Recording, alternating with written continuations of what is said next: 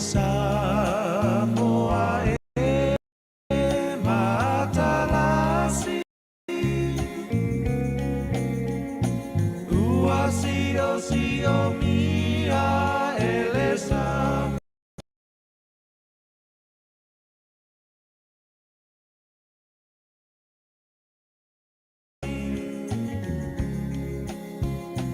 Atu mangalanu lawala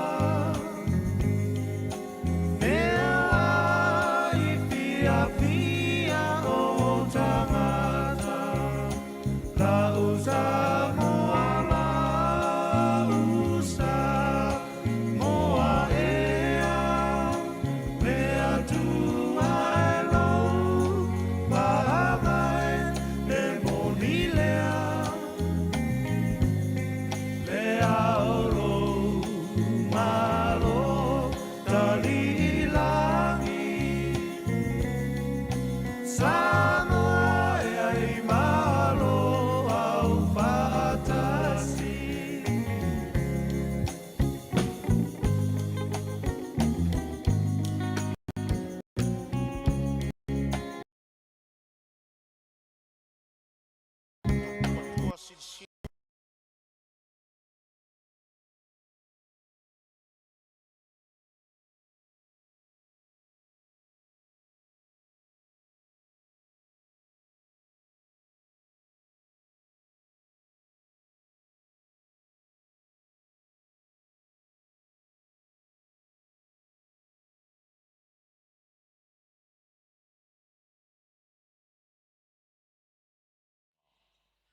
Ma le soifua lau le lei o tangata nuu o Samoa.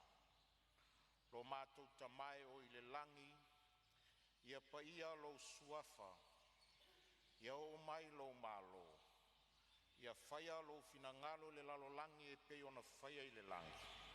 Ia e fua i mai a te i mātou le aso nei o a mātou mea ai e te tau ma le aso. Ia e whamangalo ia te i mātou wanga sala. E pei o i mātou foi o na mātou whaamangalo i nātu i e wanga leanga mai i a te i mātou. Aua foi e te taitaina i mātou ai le whaoso songa. A i e la vea i a te i mātou ai le leanga. Awa e oulo malo ma le mana.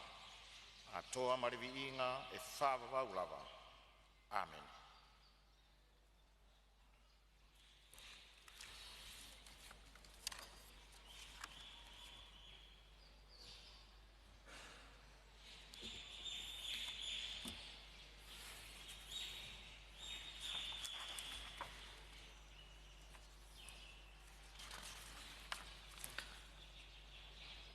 Whaftai, garbaida.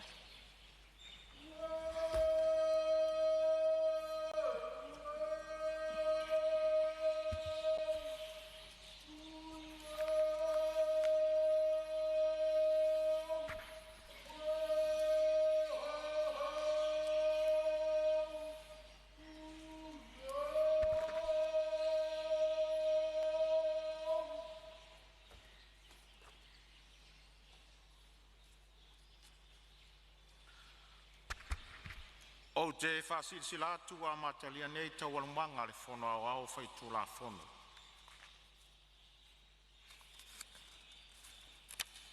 O te toe whatalo whatu pa ia o le Palemene le nei tae au. I le fiola o fionga i le Palemia o le taitai o le balo. A fio min star ka peneta. Whapea foi a fionga i min star lango lango. Ma malu mai foi le ai tu o le maota. Le fia o le taitai o le tua ngai, ma sui o sfono uma o le tātou Palemene. Ma lor soifua manuia ma le langi e mama. E toi fia fea lava i se upu whawhitai i le tae au o sola ma le whamoe moe, sa o tātou walo whaiva i ai. Ma lor whawhitai pa i o le Palemene, le whaamau popoina o le tātou mawhitanga te talo. E le aise isi mea e mawailo tātou so swani. Wana o le atua lava, e mauari ta mau ainga i le poto, e awanga lima ai lo tātou vala awina. Ma lo whawhitai, O te whawhailoa i atu i lea whio mai o sui o matanga ruenga, whalapo tonga tumaoti o le tātou malo. Whamalo le usu le nei tai au, i lo tau soifua manuia, ma le langi e mama. Samoa, malau whafonga tāpua i mai, i o tūlanga whalupe lupeina, i o paia whale tala lelei, o mamalu whale malo, o usa ma whainga whale anganu. O paia lava ia awa ainga matama, o tama fo i maainga. Le usonga tu mua mapule, i tu au maa la taua. Ainga i le tai ma le vao whonoti. Tainane fo i le whafonga tāpua i mai ana i o tātou uso i se sae. Le fio o le kovana sili ma le kovana lutena, ma lo o lua ka peneta. Fio o le presidente o le senate, ma senatoa o le maota ma walunga. Fio o le fonga fitalai ma sui faipule o le maota o sui. Fio o le whamasino sili ma le mamalu o le whamasnong. Fio o le whailautusi o mta upu tau Samoa. Fio o le whaipule o le konekeresi o le sui o Amerika Samoa i le konekeresi i Washingtoni. Pa ia lava ia wale a fio whasuanga matama matua, a fio whatui mawhtalainga i toto, mātou te whatalo whatu i le nei tai au fō. Ma lor soifua manuia, ma le langi e mama. Taro sia ia le alofa o le tua, le alo whaiva o le tātou maota i le nei aso. I awali tia mea uma i le taitainga lona nganga. Manuia le usunga fono al Palemene le nei tai au, ia whapea fo i le tapua inga a Samoa. Ma le lenga mai le ao le valo. Tusi mo le fonga fitalai. Tusai ma le mtau pe limas fumreiva o le whaavai o le malo tutua tasi o Samoa. Wa o tu ina atu nei le malienga i le fono au fai tu la fono. E nate ilo ina i le tu la fono tau whaofi wa whaalia i nei. Tu la fono tau whaofi o teuteunga o aia inga ese. Ave esea o tu saunoanga o la fonga mo kampani whaavao malo, luafe luas furumalelima. Tu inatu lo nei lima i le nei aso se furumalelima o te sema, luafe luas furumalelima. Sainia, tu imalea li fano vale toa sualau vile lua, o le au, o le malo. Isi fasi silanga al fongfitalai. Fasi silanga o le avanoa i tutonu o le fono au fai tu la fono. O te fasi silatu mo le silafia e le Palemene, o le aso ono te sema luafe luas fun mo le lima, na o tau lima ina i le tusi whamaonia o le lipoti, o le whai unga le whamsnonga mawalunga o le aso lima o te sema luafe luas furma le lima. I le tarasanga tau palota o le tumalo palota o sa fatatas. O lea ua wanoa i nele no fo le tumalo palota o sa fatatasi i to tonu o le Palemene. O le tae o nei, ua mai a whatautoa i le awhionga le minstar mtanga luenga o puna oa, whale natura, ma le sio manga.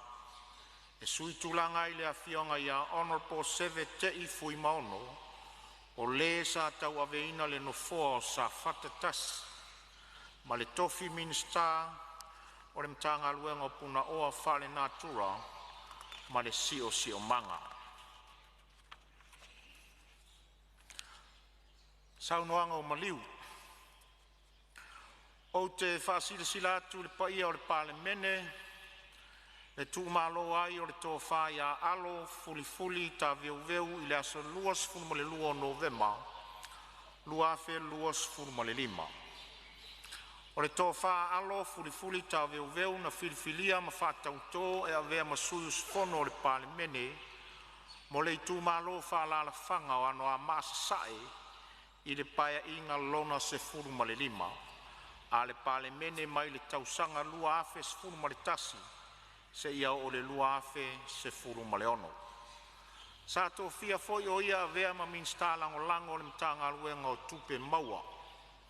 Sa ngalue foi o ia inisio komiti fa Palemene mai tausanga lua afe sefulu maritasi anga ile lua afe sefulu maleono.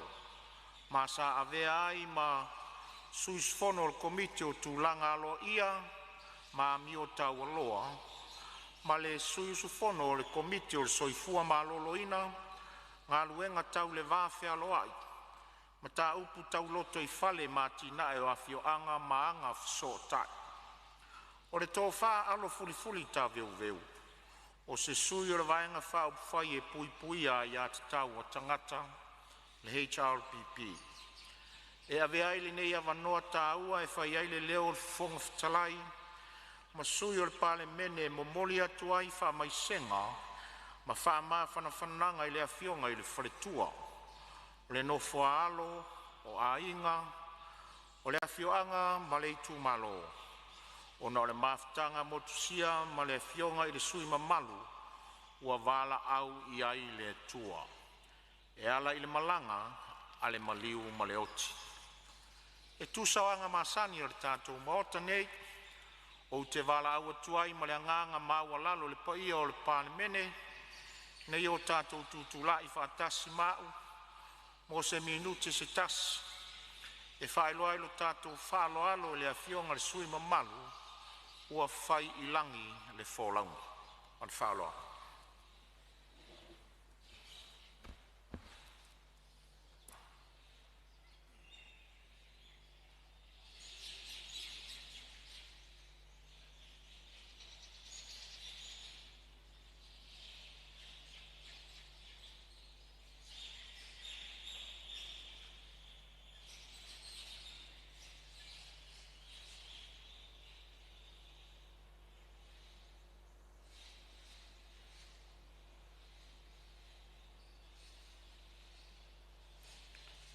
Whaftai, alala mai lalo pai o Palemene.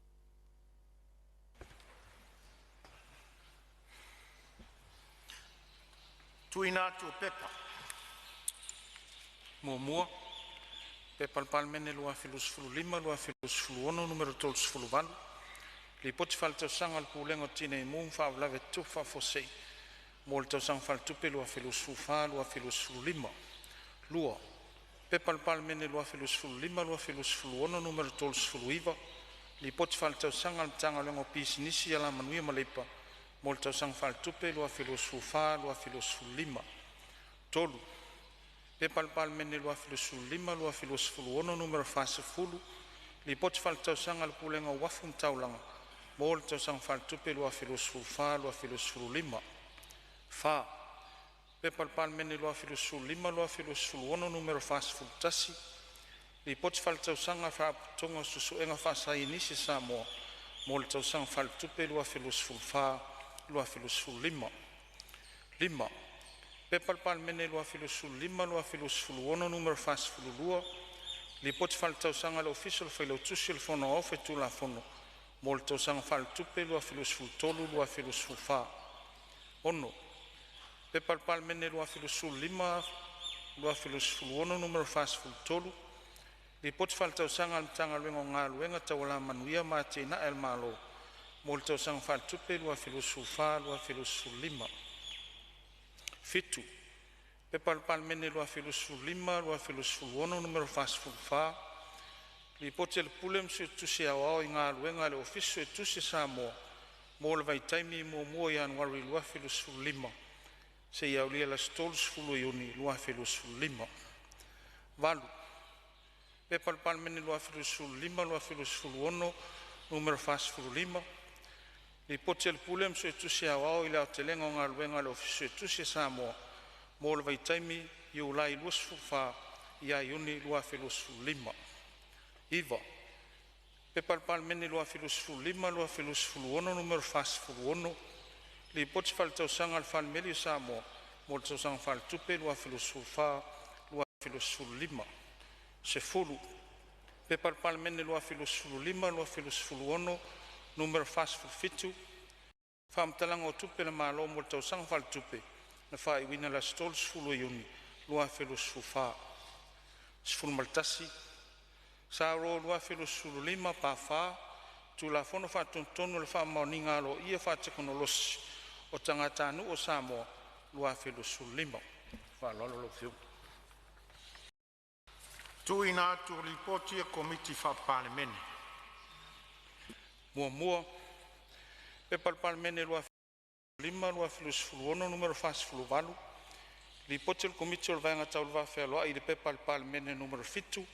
Li poti falto sanga mtanga luenga wa onga talonga mangnu mo tau sang fal tupe lua filusul tolu lua filusul fa lua pe Palemene lua filusul lima lua filusul ono numero fasfulu iva li poti komiti o vaenga tau va fealoa i pe Palemene numero tolsfulu li poti falto sanga mtanga luenga tina mo tamaitai ati ne onu mafio anga manga fsota mo tau sang fal tupe lua filusul tolu lua filusul fa tolu pe Palemene lua filusul lima lua filusul ono numero 50 li poti il komiti o le vaenga tau va fealoa i le pe Palemene numero 31 li poti faltausaga le mataga luega soifua maloloina mo le tausaga faaletupe lua filusul tolu lua filusul fa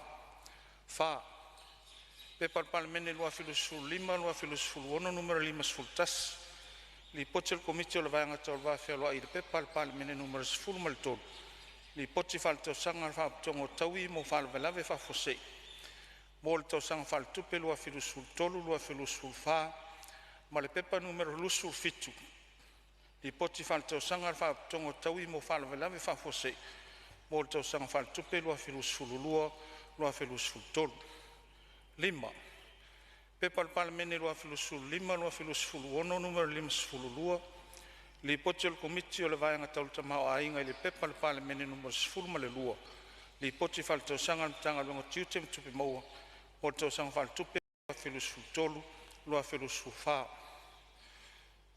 ono pe Palemene lua filusul lima lua filusul ono numero 53 li poti o le komiti o le vaenga tau le tamaoaiga i le pepa numero 10 fa li poti faletausaga le kampani valele le Polynesia o loo galulue faapisinisi lalo le igoa Samoa Airways mo le tausaga faaletupe lua filusulu iva lua filusfulu ma le pepa numero 10 ma le 5 li poti faletausaga le kampani valele le Polynesia o loo galulue faapisinisi lalo le igoa Samoa Airways mo le tausaga faaletupe lua filusfulu lua filusulu tasi ma le pepa numero 11 li poti faletausaga le kampani valele le Polynesia o loo galulue faapisinisi lalo le igoa Samoa Airways mo le tausaga faaletupe lua filusulu tasi lua filusulu lua ma le fitu pe Palemene lua filusulu lima lua filusulu ono numero 50 ma le fa li poti o le komiti o le vaenga tau le tamaoaiga i le pe Palemene numero 20 li poti faletausaga le ofisio foi numero faamauina mo le tausaga faaletupe lua filusulu tolu lua filusulu fa faaloalolofio Saunoanga fa minsta le fionga i le Palemia. O te tapa ma le whaaloalo lau fionga i le Palemia mo lau saunoanga fa minsta.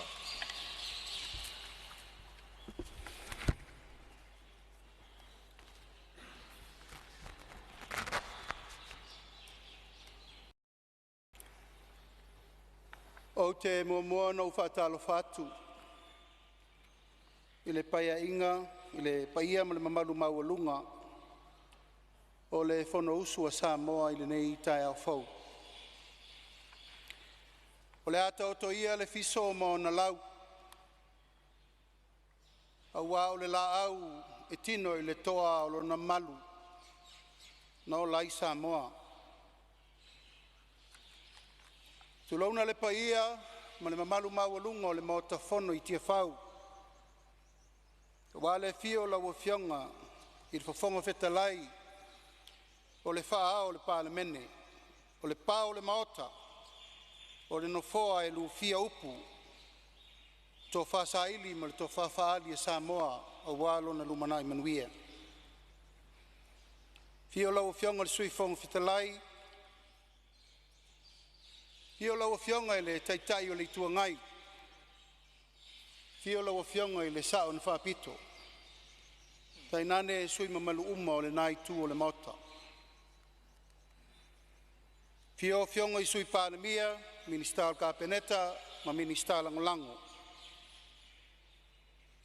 Patu lau foi le tapu ai mai, a wai tu tino whātau ngai le tātou whainga malo. Le fio, le fionga, il whaam sinsili, le stene o whaam sinonga, ali I matamaitai o le whaam sinonga Samoa. A pai atu foi le mai mo mai, ma le tapu ai mai e Samoa o ao, Samonei matunu mamao. Pa ia whaalitala le lei, so se fata fai taulanga, a wale atua malona fina ngalo. Ma malu whale atunu, a wale pa ia I ainga matapa au mwhale polu o tō finga. Pa ia wa inga ma latu tamatama mo latu wainga.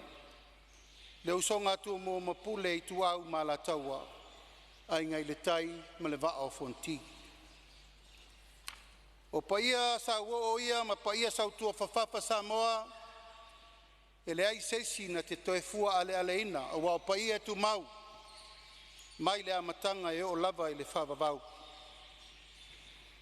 E tu mau pea I le atua le viinga, le whaftai ma le whamanu, wa mau ale nei lau tā ua tātou te whiofo iai, mo tātou toe whisila whai I luma o le maota o le tātou atunu.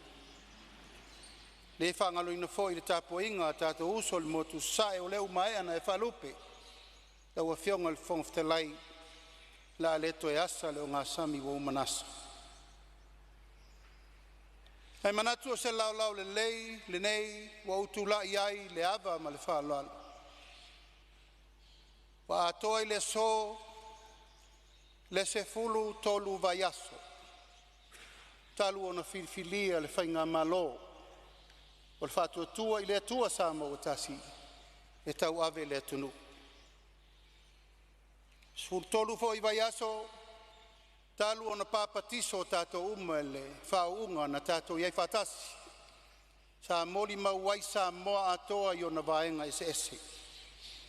A wā le whamania ina o le tātou no fo inga o le nei lima tausanga. Pei lava o le whaata ma tatu le to'o ma tepa. A wā e mau le puao. E mawai aso le lupe. Te a fo I le taimi ma mena tutu puai.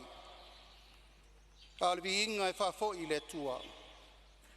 O tātou toi whailoa I le nei tai manuia. Sa o tu ole tunu mo le balu vai aso. Ona o le sa ilinga malosi a wā le soifua maloloina. Vi ia I le tua, I lona alofa, ma lona angalelei, tu mau. O lea ua tātou toe whisila whai I luma onu, ai le o tu onu. O mana tuai le nganga whaloalo, ma le nganga lo ia, a ua whionga Fonotaga, ma le Palemene, whao ngā le nei awa noa tāua e momoli atuai lo ua nganga whaaftai tele. O no outou whaivalo filima sa outou whiangai ai. I le lufi ina o le tātou talo le tupe, whaangai o iai le Palemene, male malo I le nei tausanga, male tausang fau. O afi tā sa outou whiangai ai, tō whaafaali, tō whaamau, tō whaapoto, ma le tō whaasaili. Ia vi ia le tua I mea uma.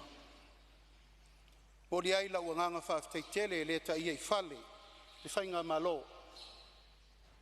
Lau whionga I sui Palemene, minista o kapeneta, minista langolango, ua tau lau o le whaamoemoe. I tala whaasolopito o whainga malo a Samoa. O le taimi mua lea, o le sau wha iai se taitai o le malo I se lufi ina o se tala o le tupe.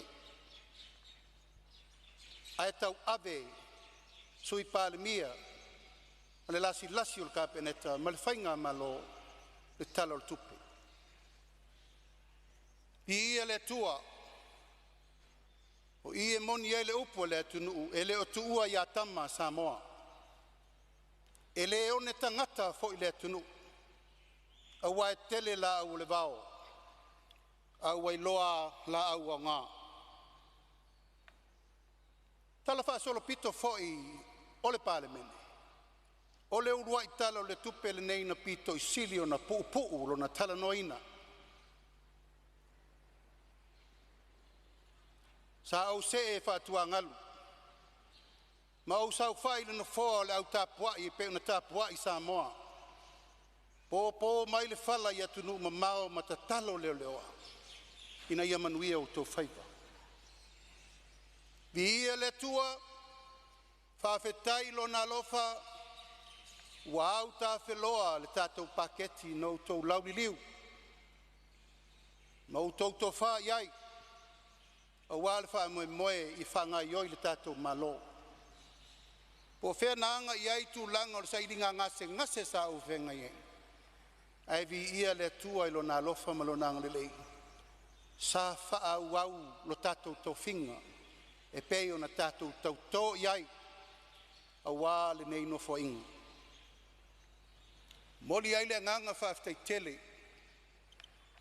E whaiti tia, whalimai au kilani mirol moa sa o te oto ai, mo le balu vai aso.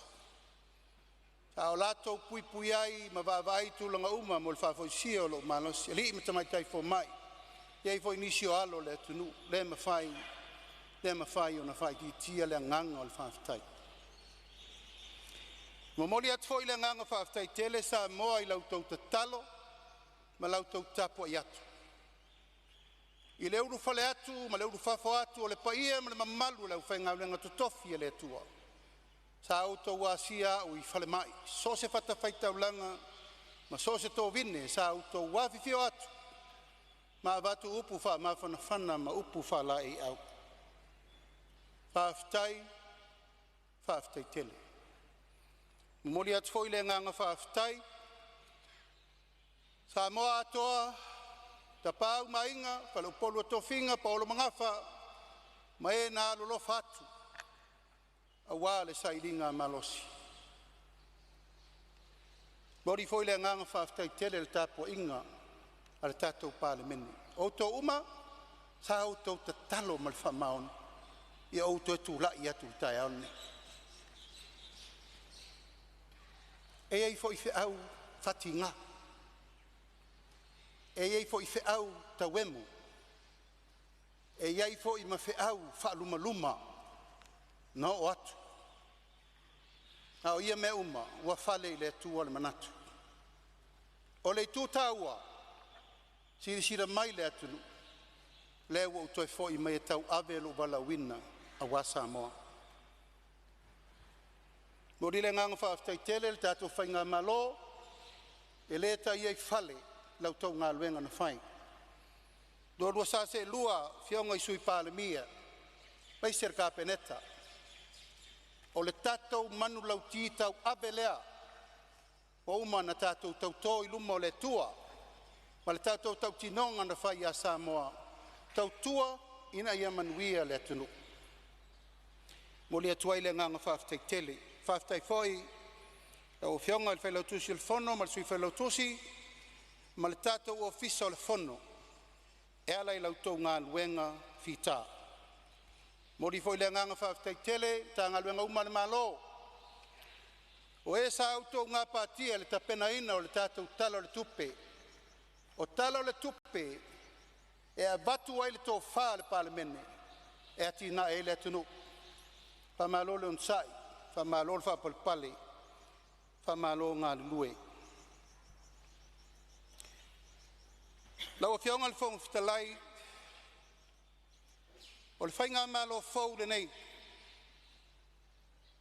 O lo iai le tūlanga o le wā ili ina, o le whanga solonga, o ona tō whinga mana matawha ioi. Wha ai ua nei tau sanga e tau pure le matanga fia o le tau sang fau. Pei tai o mai le so e iai nisi o tūla whono. O leo mai tawina o leo tatia I luma o le mama ota o le Palemene. O nisi o tūla whono wala lata I na whai. O nisi o tūla whono o lo tā pena pe komiti wha Palemene. A le talo I lau whionga le whonga whitalai e iai tūla whono o au tālo sanga atu e toe whafoi uma mai tua. O na iai le talitonunga o le vaianga whau whai Ma le whainga malo fau, e tatau o na iai se fina ngalo, o le malo fau ma le malo whiwhiria I tulafono umanei. Se I toe lau li liu, ma se I toe vavai, a whai o ngā tusa ma talawhia ngai pēa I tūlanga na mai ei mua, o le a whapena o na whai. Pei tai, o mai tau wina nisi o tulafono onga, o te tupu ai nisi o mea tā tatou le mai tau wina, ma tātou fufuina. Mana tu le lau fionga le whangwhtalai, tāl sangatu ma le whaalalo lau fionga le whailau tusi le fono, ina ia toe whaase e mai tua tulafono ia o lau inatu. Tulafono tau whaofi, mua, tulafono tau whaofi. Te utenga le whaavaenu me le lua afe, lua sifurma le lima. Lua, tulafono tau whaofi, le te utenga le tulafono whainga palota. Lua afe, lua sifurma le lima. Tolu, tulafono tau whaofi. O whatuina le restala, mwhamtalanga whamawina, whamaumaunga, tau no ngā tupe lua afe, lua sifurma le wha. Credit Information Registrar 2024. Malelo na wha, tulafono tau whaofi e teu tengo le tulafono tupe teu whawhainga luenga, mai whafo lua afe, lua sifurma le lima. Foreign Investment Amendment Bill 2025. O le aunga malafa moe o lau fionga le fonga whatalai. E onga nisi o tulafono nei. Mai se lava le tulafono o whainga palota.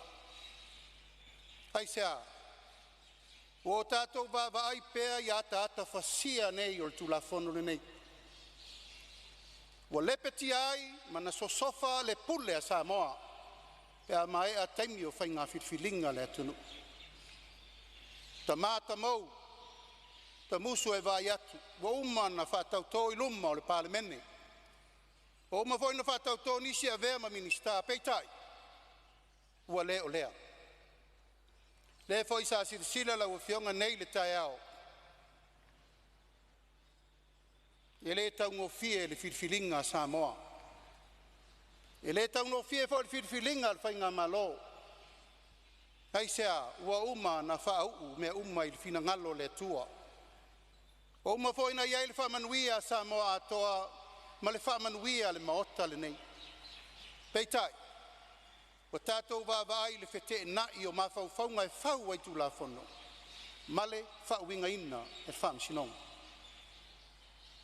Toi whasolo muri mai le tulafono le nei o whainga palota. Sei o tātou lauli liu le lei iai.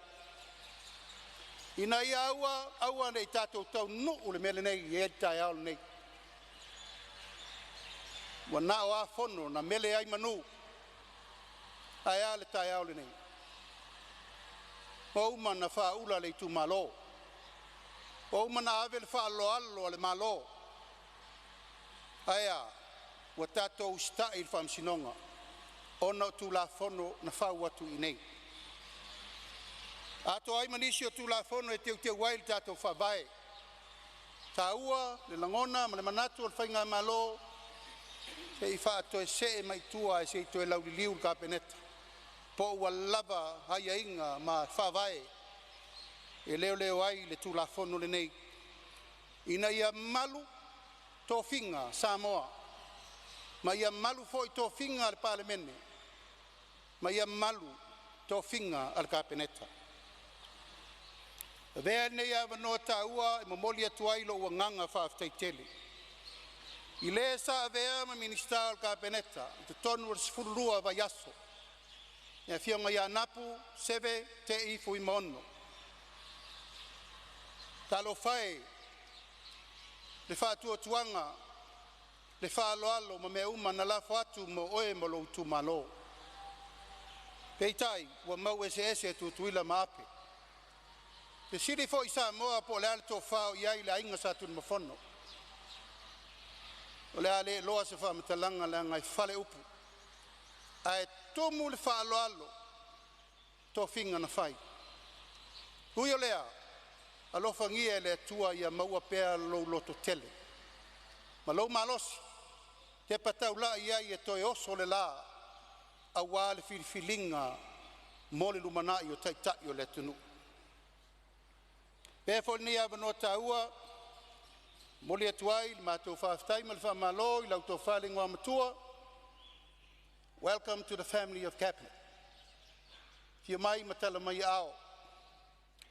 E leai se tautua e alualufua. E leai se maa e tongi whātoa e au noa ma le silafanga le atua. Iau whaivalo filima sa e tautua i le atunuu fia o tausanga. Tari le atua e vea oe ma pou ar kapeneta. A wale fisuia inga ma le fionga ia napa. Se fululua ne o masina lau whaafonga mai, se fululua ne o vaiaso lau whaafonga mai, Samoa le atunu pele. Sa whanga solo ai ta ulumanga, o ngā luenga ministata itasi to tonu, o mata ngā luenga mwhalapo tonga le malo. O le meo te fia ta watu Samoa i lau whaafonga, e te lele ngā luenga e te tau na whai. E tele lu i tau, tele whaafi tauli, tele mata upup mai mana o mia ai le tutu whatasi. O le Palemene ma whainga malo, au wā le lau lili wina, o mata upu mo le whaale leia, o le tatou whainga malo. E le lai titi ngā luenga o whea ngai ma ministata i tasi. O uma na tu matamanga ngā luenga, e alu tangata ia, e vailo na loto i whale, ma lono siusio manga, o na li poti mai lea kapeneta ma le Palemene. O le ale mea te tau na whai mo le whale leia, ma le whale leia atili o tātou ngā luenga. O nei mea uma, lau a whiaunga le whongwhtalai, e lava o tātou upu tamua, e le ai se mea e malemanuia, pe ale maua le ngā lue whatasi. Ie manao mia le malo le lango le atunu, ina ia o lato malama lama, whaivalo filima ma tū la fono o leu whatatia atu, mo le nei lima tausanga. Ie malama lama le lato mtawha ioi e ala le lato tiute, whapule mamalu ali im whaipule, tautu ai nuu ma fionga teitasi. Ina ia o lato sila fia lelei, le matafa i oi tau ave ma sani ai Samoa. O le alea, o le pule ma le alofa, o le pule ma tatau, o le pule ma le whamaoni, o le pule whainu ure lei ma lufi lufi mea le lei a wale tunu. Whapena fo i lei tu vai o le tala le lei. Te talo ma le nganga wha alo le whaafonga mai e lei tu wha le nganga. E le sopo le tai le ele ma sopo le pule ao, le pule po, wa lau lea ma ta whaioi. Peitai, ua tātou vāvai nei a tāta whasia o whawhita uli, ua o mai le atunu. Mua o le maota ngase ma totua ma le ofisa o le soifua ma loloina. Pa ia o le Palemene, te le a ngā luenga e te tau na tue whatino. Ai sea, wa tātou vai li whaasolo le mari liu o le atunu. Whano le atunu. Ma tātou vāvai i le ave o tātou tangata e kongo whiki mai whafo. Ai sea, wa le malu le tātou mota ngase. Wa le lava le awaunanga. Wa le lava fuala au. Wa le lava masini. Wa le lava mea sa taunta pena luas fulu, tolus fulu tausanga taruai. Taimile nei, wa le tau mua alo le tātou malo. Wa ngā Iesu e se fofo i se taimi lata mai i to tonu o le se fulu lua vai asu. Talu o na mātou tula i atu. Tau avele ngā luenga. O le soifua malo loina, o le wha mua tu pito lea le tātou malo. Se lau fitus fulu miliona, tā la le tupe, u wha nganga iai. Peitai, te lele ngā luenga, te tau na toi mati, toi whātulanga, ma whātonu, ina ia fo ia whaafita uli umanei o whea ngai ma le whainga malo.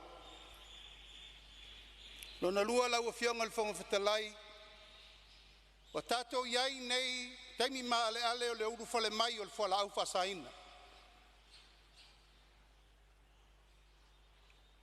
Palemene e matautia. E matautia le onga le mea wa tato wo iai le afianga o le tunu I fala au fasaina. Pai ason te nei no usainia ele pepa e wha upenga leo. Ini suenga se ono fitu na fai. Ni poti no mai e matautia. E matautia le loloto le mea ua o iai fala au fasaina I le tunu. Wa uru fale ia inga tamati na whanau to mai tia onga ma to tonu le ainga. I li poti wa mai le ofisa o whamsinonga afe lua se lau tangata ua whale tonu ma whawhau.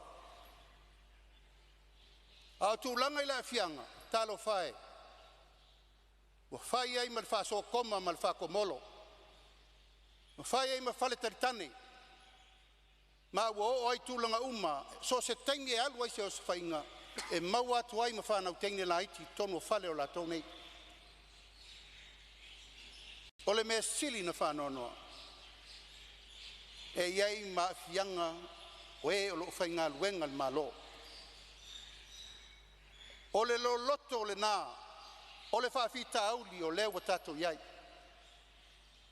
Leo tau mwhai atu nei o fiso leo e tau whaatulanga. Muli nei, 5 miliona le tau o leisi mena mai lua aso taluai.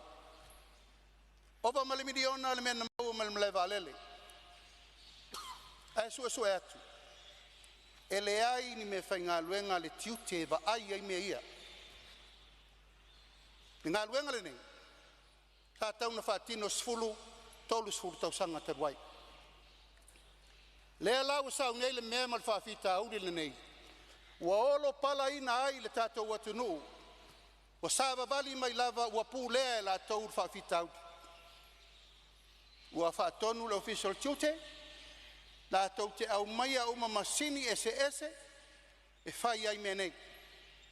Ua ave fol whaatonunga malosi leo ma tute ia o tau mata ala. I le tūlanga leo e tātou iai. O se whaafita auli onga lea o tau nuu iai le tātou atunu. Ai peo no whai atu. Mea nei, sa tatau na whaatino, I le se fulu, luas fulu tau sanga taruai. Se manuea, e le toi whaia ngai ngoinga le whaia le teimini nei. O ai leo e whea ngai ma menei, o alo ma whanau o le atunu o wha upenga. Ai sea, pau leo le ala e sefe ele lato soifua. O le whaafsa ngai mai lato ne wat ki liva. Pe o le kiri iwanga le suka le lau whasaina. E mau atu ta vale tumu I whanga. Tumu I whalau whasaina ma mea ese. Pa iai alo fionga le whongtalai ma le Palemene. O se matafa yo yonga onga mata ngā au leanga. Wa o mai tato watunu.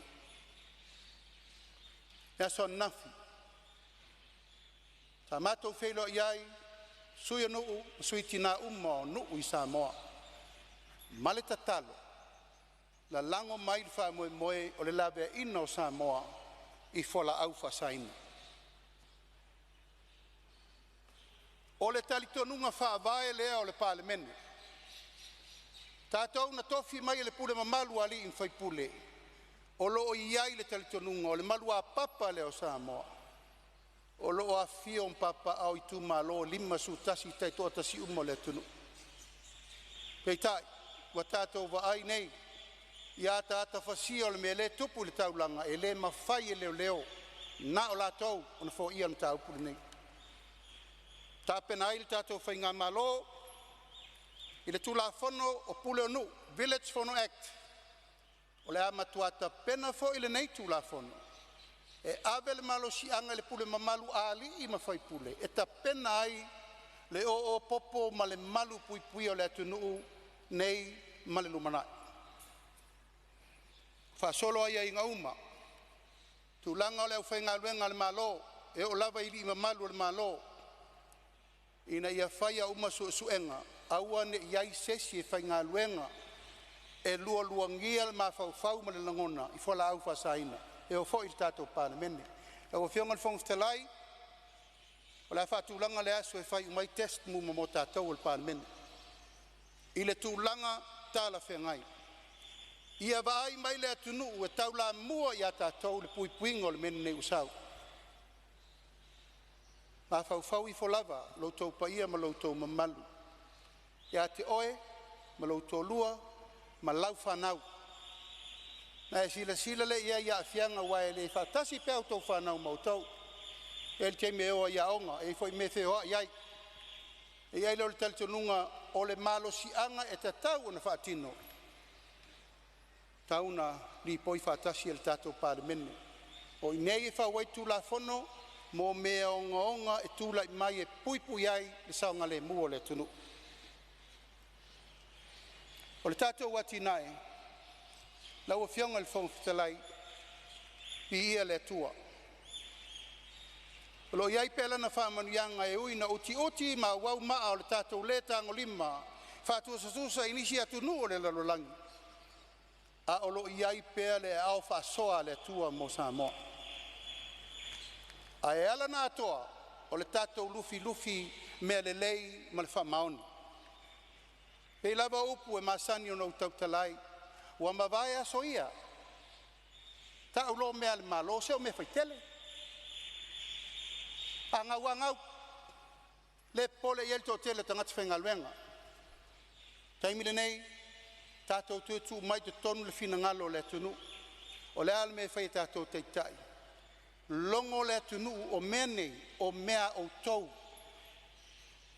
feel the ownership o mea uma nei e whai a wale tunu mo le manuia peitai o le anganga ma le whaamoe ia malama Samoa i le tau manuo ma le tau wala au o le whainga malo i le ao ma le po Samoa o le tatou wala fua lea Samoa o tatou whainga whaavai fau ia Samoa o tatou fuafuanga ia e manui ai tu malo manu ma tangata o la umai le tunu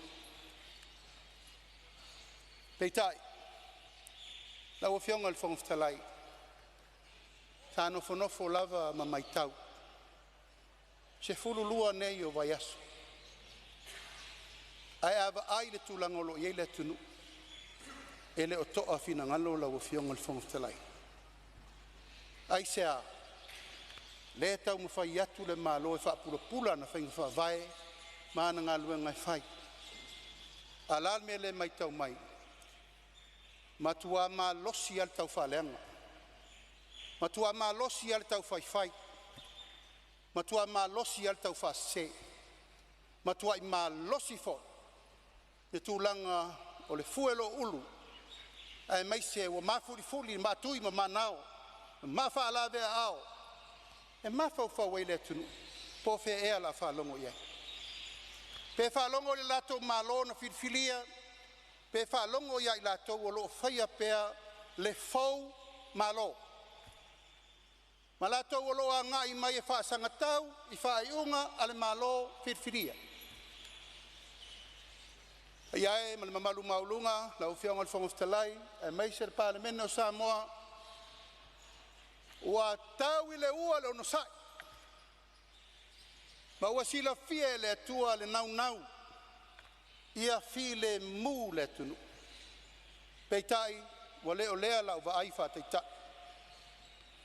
e puna whanau pea ma tupu la ia pea upenga ta whailangi ma lātou o loo whaia saunoanga e whaasanga tau i le atunu whaasanga tau i le whainga malo paua leo lau whamanatu o ai le pule na mai tātou Samoa o ai na whiriwhiria le tātou no fo inga o Samoa alal mele mai tau le tai aole nei e mafua atu i nei tai o le Palemene le tau whaasese o le atunu atu ai lea lau whionga le whongwhitalai a tonu a tatau na whaise fuafuanga liu le tō wha le fo i tau mwhai e wha sao atu le whai newspaper ma la tau wha sala launga se O lo lima taitaina se le fina ngalo le tunu matau se nai fa unga le malo matau sala nai le au fa ngaluenga le malo o lo tau ma fai le lato ngaluenga awa le lumana imanuia o le tunu e pa ia le Palemene e fa fonga mai a Samoa o ma vai le aso na tatou fatautou mai mala upu na fai atu kina ngalo fo i leo le fai ngā malo tu mai o tō wao tu atu o mātou lima wa se ele va o le atunu tatou ngā lue whātasi lo mori rumana peitai o le mai tau wa le o lea manatu ai a ele i whaai wina le fono le nei o te tūla i whaasirisila le fina ngalo le malo le wa tapena wa manatu ele ai lava seisi vaenga e te tau o na tapa iai a wafoi wa umma le whatamari wa umma le whaaloalo wa umma le whawhale upolu wa umma le whale ainga wa le ai seisi mea o to toe paua o lea mātou te leo no nofo atu i nei o mātou o le mātou te no nofo atu i nei o le whilwhilinga a Samoa atoa tu ia lau mātou tangata langa e whaina whaangalo ma whamangalo a o le tunuu malona puipuinga o lona tamalianga malona mawalunga ai maise lona tau aloa o te loa te tau na whai o whaatonu inai tamaitai loa ia sili e ta pena tūlanga uma a wala whal tū la fono mo i latou o lo latou fō ua al malo e ala i whaupunga o tala o upu o whai o whaleanga tau whabalea o ta tau na tilo le malo e tau na whai a le mea sili ma le whanonoa tau la mua aila o whionga le teitai o le ituangai whanonoa wa foi o le sa tu le foi o le tunu le nei fia tau sanga ai o se whataita inga e pasi ai le avanoa mo au ngā tupulanga o le lova o le tunu e tau ave Samoa mo le lumana ui o lea ua le o lea manatu lea o la tātou woloa i le aunga o aute ma le wha moe o tātou o le maota whai tū la fono a le atunu tātou te whai ai tū la fono e puipuia le mamalu o Samoa Patai le se leo la ufionga al fonftelai. E tapo i mai Samoa i ona tūlanga whalupe Samoa pa ia inga ma la tau tama ma la tau wainga. Leo ngosonga tu mo mapule i tu au ma la tau wainga le tai ma le vaa o fonti. Hawhai wa salauta i atonu pe tai. Ai aua ne manatu ma lo mato wala wina no fo inga le nei. E le ai se si e tata tu. Ma so ona fai se upu o le tapua i le tunu. O le awa inga le la tatou whaia mo le lumanai o Samoa. Tupulanga whai mai o le tunu. E ta tau o na tatou mata i tū le lei. Tatou o taita i e latu ai whata i te inga le lei. Ma tūlanga uma o le tatou lumanai manuia. Tailea se leo la o fionga le fonftelai. E wha uma atu la utau talanga le nei. I le taimi o te tūla i e wha uma le fina ngalo le malo. Pe a maea fontanga o le tatou fontanga le nei. Lo wha mai le tua pulpul tele. Wha moe moenga ma la vasina o le nei aso. Tau lumanga fo e tūla fono ma mea uma o tatou tarano ai. Ia mai le fina ngalo le tua e pale pale e o tatou langona. Ai sili ai. Le wha maru lou ma le wha pale pale i le fina ngalo Samoa. O lo tapu e mai e meise lau whainga runga te tofi e le tua. So i fua mai manuia le tatou fono.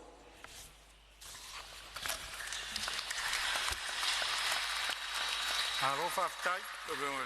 Sao no ia sai tūlai mai lo fionga i le sui panmia o lo maitau atu o lo tūrea mai lo fionga. Whaftai lau fionga whaftalai. Ia atunu leua fonga le mauta. Sao noanga mai tango fie le fionga le teitai o le malo le fionga le li Palemene le tu lai i le nganga e tumu le whaloalo o fionga le fontalai a tu le lafu Nei e whatatea I le laulaua whono le saunoanga whaminsta le whionga le li Palemene. E pe on forsil nei. La nganga I tumut whalwala. Ia, o whatuina le lafo, whaluaina le whionga le minsta o tupe, ma le minsta o taronga. Ia, whapea foi ma le minsta o whatuanga. Lau whionga le whautalai. O tule tu whalua le lafo. Ma le whaopopo ina I tala noi le whono le nei. Ia le saunoanga a le whionga le Palemene. Ma lielo finangalo. Le tua ia. Ma lielo finangalo no le vaenga o le saunoanga le Palemene le mwhainu whaisi whela whora inga tusa tula puntu mau. Ma lielo finangalo tātou te uia le vaenga lea. Ia, o le lei. O le au tala noa I whafo. Ia. E mataupo mai le mawhai o le matu tala noa I te tonu. Ia, ma lielo finangalo tula puntu mau leo ua atua ia te oe le mwhaina whaisi whela whora inga e saunoanga whamin star le whionga le Palemene. A leo whatuina le lafo ma ua whaluaina fo le lafo. La tuatu sili mo le lafo o e ufinangalo ia I le lafo fatuina mo fatataina o saunoanga fa minstale fionga le Palemene laulaua fono sauno ma le ioi. Au ese le ai. Ma ua manu malo le ioi. Ngā luenga o le aso tau le malo faitaunga tula fono tau faofi. Tula fono tau faofi o tau teunga o ia inga ese ave seo tu saunoanga o la fonga mo kampani whaavao malo luafe luas funmalima I lona whaitaunga mua. O te tāpala o whionga min stau tupe mo lau saunoanga. O kampani whaavao malo lua o lua lima I lona whaitaunga mua.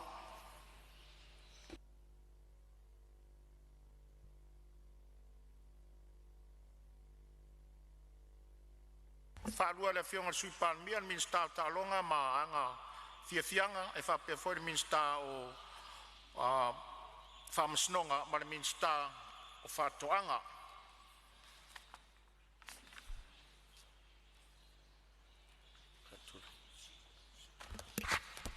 O le fisiri,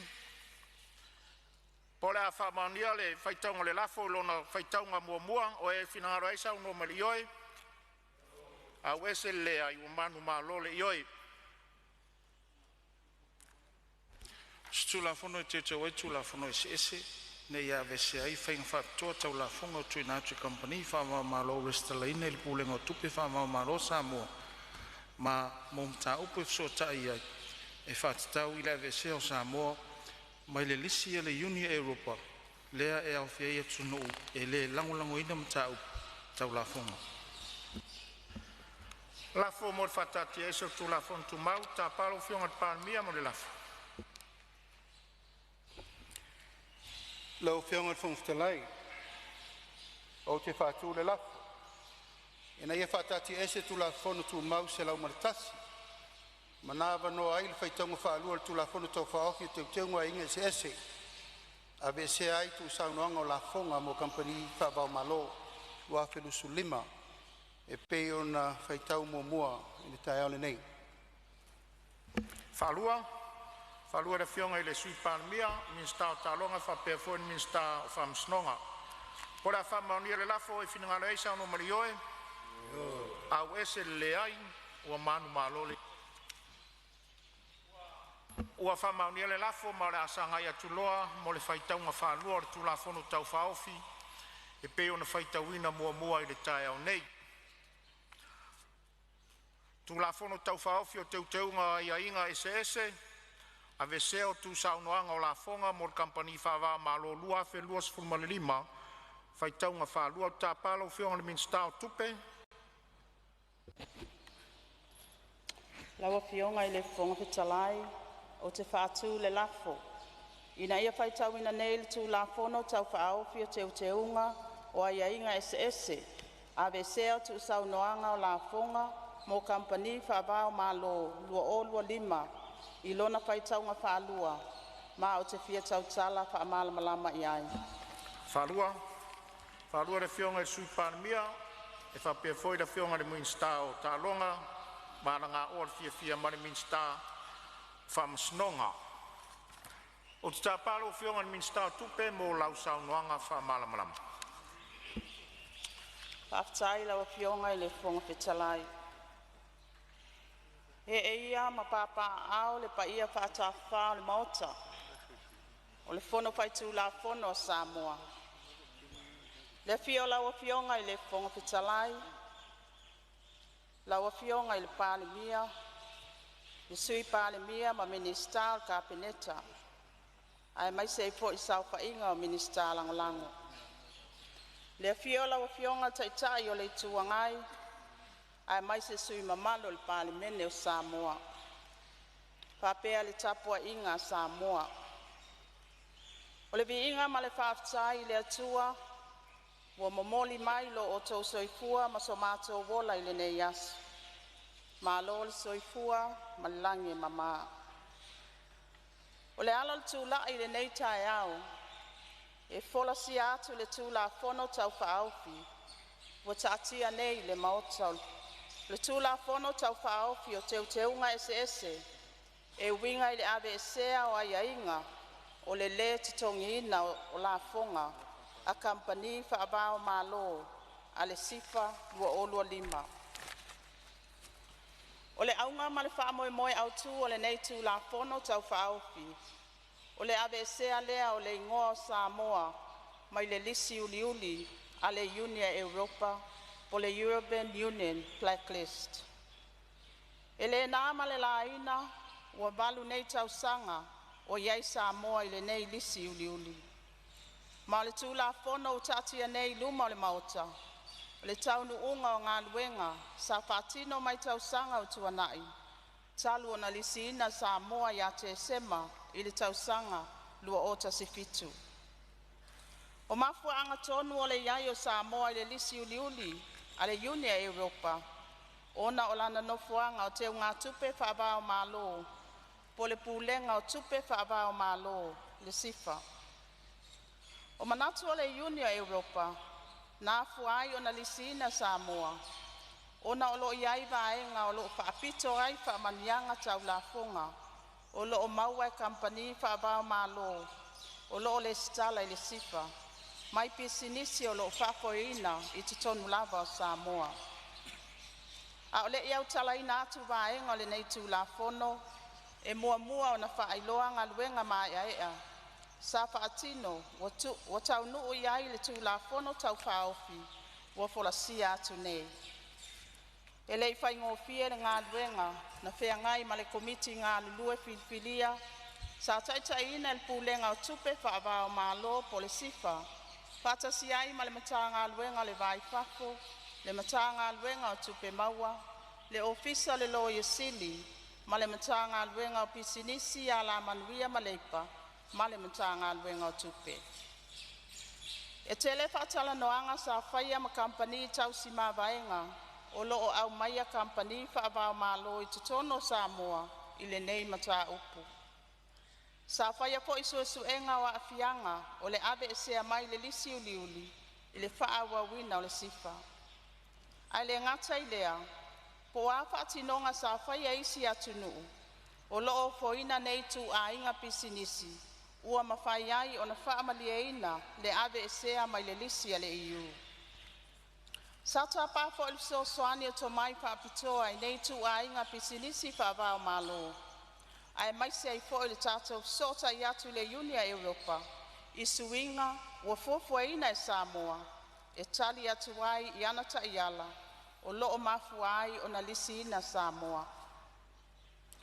E lua lava ainga sa tau mwhai ai komiti ngā lulue. A wale ave sea ma le lisi. Le tū la fono le nei e ave se aia ia inga o le te tongi ina o la fonga. O kampani whaavao malo o le sifa. Ma le vaenga lua, le tū la fono e whaaulu whale ai ni tū e sui ai nei ia inga o le a ave sea. Ma le nau ta inga a tātou tali atu le Unia Europa ai o le taimi fo I lea ia whaawa wina le sifa o se tasi o poutu o ala ngā oa o lo sosoani tele I le tamao a inga lau tele o le tātou watunu. O le a o tau tala I le nei tū la fono tau whao po le vaenga mua. Ai o se taimi o iluma, whaauru whale mai le vaenga lua o le nei ngā luenga, mo le ilo ina e le mamano o le maota. Vaenga mua. O tūla whono tau whaofi, o te unga ese a le sifa, ina ia ave esea le aiainga o le le tongina o la fonga kampani whaavao malolua olua lima i whaapea. Mua, ia ave ese vaenga mo le tongina o ni la fonga. Lona lua, ia whaatūlanga tutusa kampani a le sifa, ma la fonga tutongi a pisinisi a le atunu. Male lona tolu, ia whaauru whale nei suinga, ina ia a mata whaamaluina, ia Januari lua olua valu. O le nei tūla whono tau whaofi, o le ama whaiai o na whaamalie mana onga le Unia Europa, mama whaiai o na ave esea Samoa mai le lisi uliuli, i le tausanga e lua olua ono. O le fasili, ai se ae te tau wai o na tātou ngā ioi le taimile nei.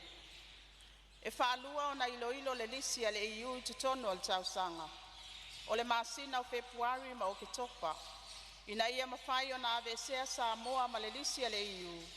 Ai le imae a le tausanga e lua olua ono. E te tau o na pasia le nei tū la fono tau whaofi. Whao atu kopi o nei tū la fono wa pasia i le Unia Europa. I le o ngā tutono lua olua ono. Ma whailo atu se vaenga tele o whaatino mo le tātou painga la fonga wha territory. O le mea tā ua e ao na sila fia le maota, e le titi le sao, o le pūlenga o tupe whaavao māloa Samoa po le sifa i le atunu. Ma o le ala fo i lea o le tātou tali manino, ma whina watu i le Unia Europa, e le o iai se fuafuanga Samoa, e tāpunia lona no fuanga o te unga tupe whaavao māloa. A fio ngai, le tūla fono tau whaofi, wa tātia ilu mā mea, e lena o se tūla fono e whaafoe ai ngā luenga le sifa. O lo iaini a la fua mo le puipuinga o le tātou no fuanga o te unga tupe whaavao māloa. Mai tāua tele le ave iai o le tātou lango. E malu puipui ai se pou mautu o le tamau ainga, ua au tau sanga o tau wati na e mai.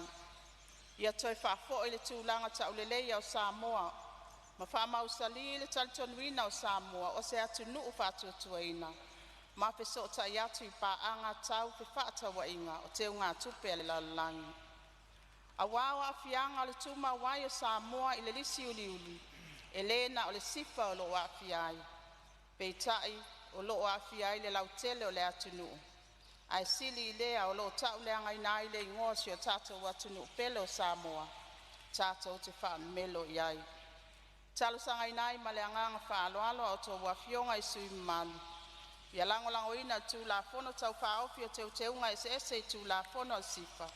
Ia mawhai o na whaatala noa ina, ma ia mawhai ai o na ave sea le ingoa Samoa, mai le lisi uliuli a le Unia Europa. Whaaftai la wafionga i le fonga le mauta, mo lo ua wanoa.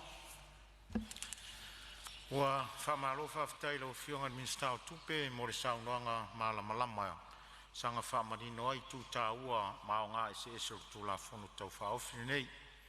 E le manatu ua maua fōi se maninonga le paia o le Palemene, ai maisi ai fōi, sa usi le whaafonga sui mamalu le fōre sanga manino. Ale ofisa sili o le pulenga o tupe whaavao māloa Samoa na nafi le tātou pre-sittings. Mālo saunoa. Ia o le avanoa nei mo sui mamalu e fia saunoa le tātou tūla fono tau whaofi.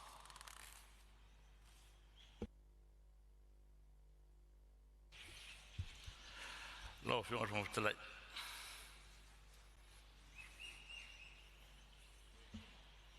Ia o lewa mai tau atu leo tūla i mai le sui o whaasale le anga numero tolu, ia tūla i mai e saunoa tu sol tūla fono tau whaofi. Whātai tele e lau fionga ele. Kong talai mo lo wanoa. Ao le i. Tu watu whamatanga tu la fono e. Hafoi le vi inga le tua. Tato li amal nei tai au fau. Mana ya foi le fe au wale. Tai au sauninga nei tai au. Ili ala upumoni maleola. Hapena ona limite ta ina tatu ngalwenga. Tai foi wa tatu felai malawa fionga ili ti Palemene. Ha foi sielo malosi. Tatu toi mafuta ili nei Fonotaga. Ha foi atu pa ia maro kapineta. Ni sano lango. Fiolo fionga tai le tuangai. Sui tai. Se foi lo fionga sa papito. Metse le malu oli. Sui malu Palemene. Tuna te so matalanga nga ya tule. Tula fono fe pata automai. O me moni sa fai foi nai so nga laiti ma ya tuai ta wa tele. Ole tautua. Ale sifa ile tatu atunu. Tele rona nga. Petayane ina ua fata oto mai de tulanga le ua blacklist type ua au fia i tātou le lisi uliuli nei o te loe te le sona fianga mo si o tātou atunu o moia tuai fata i tele le malo tulanga wa iai le fata oto mai al tulafono nei o ne pei foi o na tā ua le Fonotaga manino le whionga mai tai minsta o lo iai no na fianga lau tele ele ngata e ila tolo fi paanga mai Samoa e me se foi tulanga i tatu banks e me se foi insurance e me se le tulanga nei wai e su ila to wai Samoa e tasi ale vai ila to o Samoa lo ia ilalo o le disiudiuli o le mafuanga na le fia fai paanga mai ai mo tatou Paule fesili fa mon mole la fionga de mai minsta. O leo mai ta watu. O leo tu ina mai le vaenga leo le tulafono. A o le fa fesili o le mau e la saunwanga. E lua vaenga i o iai. O lo iai fu fuanga le malo e ta pena mai le tatu territorial tax. Pio lo saunwanga le tai aon nei. E fa pena ona sui ai. E na ia mauti noa. E wha wau wha manuianga lo mo mai tatu sifa ia ole to lalo lo nei sui pe a pe mane pe na mai fatasi tu la fono ia lua wa ole ne na male laina a pasi tu la fono lea lo fata oto mai le so o inga la to foi e lo ilo va inga le lis va inga le tu la fono apena na fa yo mai fa nga yo mai matanga ringa te maua ai se va no mai fatasi ai ia ona matango fie la ia lea ia fa ngo fie ona me iluma te va inga lea ma ave se nai le tatu atunu mai la lo lisi uliuli o lesi foi fa sile tu natu pe ai se a ua mafuai ona tu atu lo vat o le alo tatu ngalo lua ia pasia le tulafono nei tausanga nei o le ase fina ngaro le malo fa ofi mai tonu mal tatu territorial tax pala mo tu atu lo valu ele va fai fa pena na vave ave SI Samoa mai le tatu blacklist e pe ona yai mana el forsana maninoa ale tamai te pule o tatu sifa ile aswa nafi lesa ta wai sia tu no wia o lo hapena na benefiti mai mo hapena sa blacklist alewa SL the state of blacklist o le silila iai i fufuanga ro mamau pe on ta wai tu no lea il termine ya Samoa na income tax e lua suma 50% o le tele o isi atu no wia o la fa pena na fa manuia iai ma ave iai ia partnership atunu ia mai fa mai se la vetono asia e lua su pa sene le to income tax le o iai ia po ese fu fuanga tatu malo fa pena na match wala wingo le fa matalanga e ta una competitive tatu incentives ina ia ma fa iai una fa o winga tatu fainga paanga ia mare vai ngare mai fafu ia ona tu lalo na no fiona fun talai tina tu lungole mai tai minsta ai matango fie ma le leile vaenga le tulafono ia fa pena ona ave ese Samoa mai le blacklist o le foi mai tau atu fo sanga la o fionga te sema lu o ta se fitu valu tau sanga o ye Samoa blacklist ai lua afe ma le lima le na amata le tatu sifa pe ai se a ua fatu a blacklist le tatu le lu o ta se fitu walinga le sa fai mai a tatu ngaruenga mai lewa time a le aftu a blacklist tatu lu o ta se fitu pe se mafu anga o mafu ai ona toe o so fa onga tonu mai le iu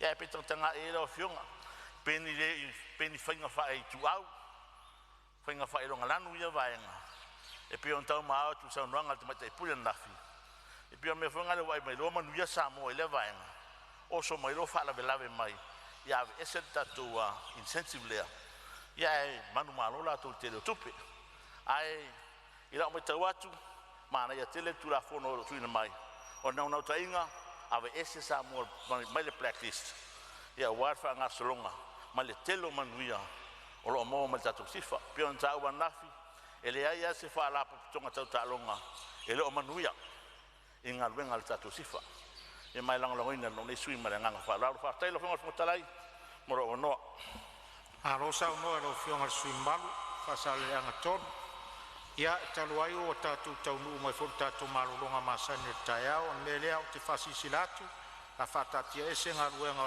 masani mot ola na malolonga masani o le taiao